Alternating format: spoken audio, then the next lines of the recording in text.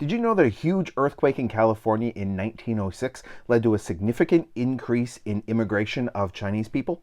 First, a bit of backstory. From the times of the gold rush, Chinese workers had been coming to California, and they were actually a significant part of the construction of the transcontinental railroad, which is actually a whole other story.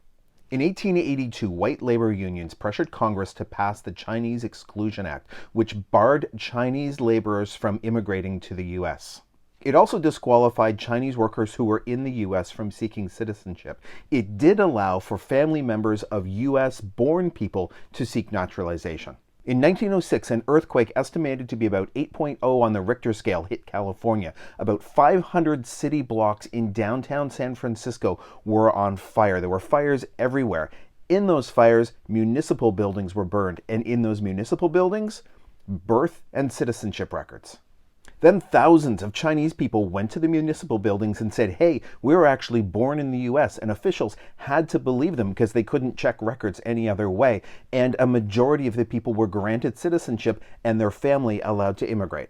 Underground immigration brokers prospered. They matched Chinese Americans with people in China who were wanting to immigrate. Those in America were known as paper fathers. Those in China were known as paper sons. The people in China were given forged documents, including entire histories that they had to memorize so that they would know who they were. Officials did find out about this, and they began detaining and interrogating anybody they thought had forged documents. And if it was found that you did have forged documents, you were immediately deported.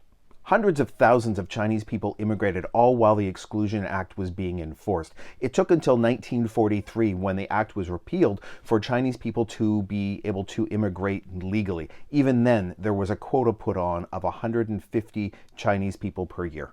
The Chinese Exclusion Act was the first significant restriction to immigration in U.S. history, but it was just another in long lines of white people being freaked out and scared by people who don't look like them and just trying to control them.